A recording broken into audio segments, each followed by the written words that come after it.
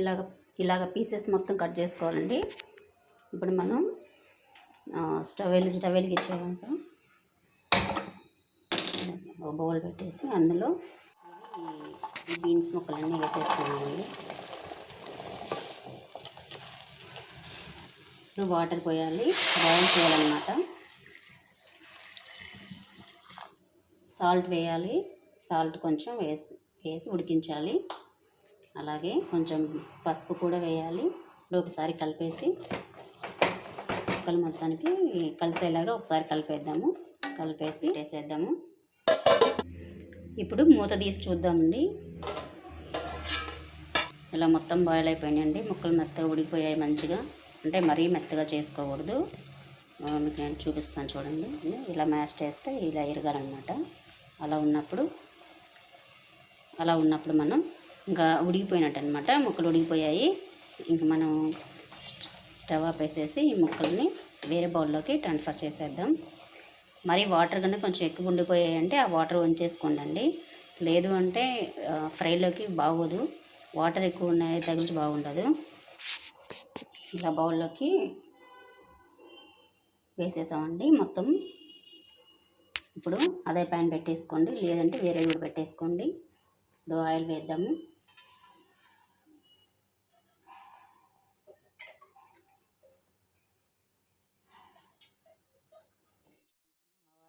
కొంచెం జీలకర్ర, పచ్చిశనగపప్పు అండి, అలాగే మినపగుళ్ళు ఇవి ఫ్రై అవుతూ ఉన్నాయి. ఇప్పుడు మనం ఆనియన్స్ వేస్తున్నాము.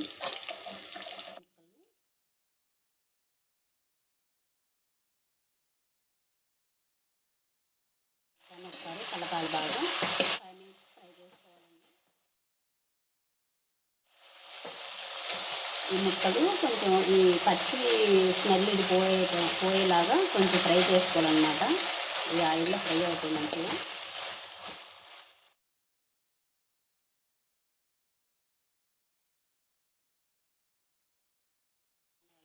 చక్కగా చేసుకోవచ్చు.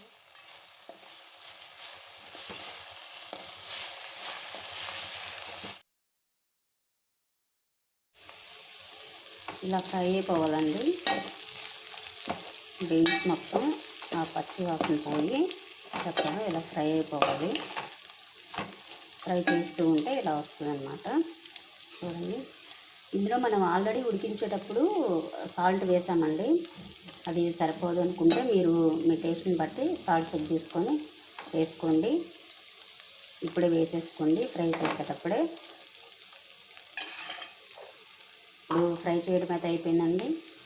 ఇందులోకి కొబ్బరి కారం వేసుకోవాలన్నమాట. ఈ కొబ్బరి కారం ఎలా తయారు చేయాలంటే ఎండుమిర్చి, వెల్లుల్లి, కొబ్బరి అండి. ఇది మిక్సీ పట్టుకోవాలి అంతే. మిక్సీ పట్టిన తర్వాత ఇలా వస్తుందన్నమాట కొబ్బరి కారం. ఈ కారం వేసుకుంటే ఫ్రై కర్రీస్లో చాలా బాగుంటుందండి. ఇప్పుడు ఈ కారం వేస్తున్నాను.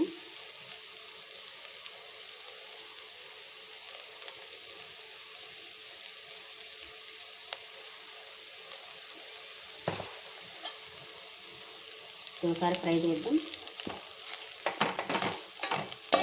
కారం మొత్తం ముక్కలు పట్టాలి. ఇంకా ఒక 2 మినిట్స్ ఇలా ఫ్రై చేసేసుకోవాలి. అయిపోయిందండి బీన్స్ ఫ్రై. చాలా ఈజీగా చేసుకోవచ్చు. మీరు ఒకసారి ట్రై చేసి చూడండి, చాలా బాగుంటుంది. ఇది చపాతీలో కానీ రైస్లో కూడా బాగుంటుంది. ఒకసారి చేసి చూసుకొని తినండి, చాలా బాగుంటుంది. మీకు ఈ వీడియో నచ్చితే కనుక సబ్స్క్రైబ్ చేసుకోండి, లైక్ చేయండి, షేర్ చేయండి ఫ్రెండ్స్. Thank you.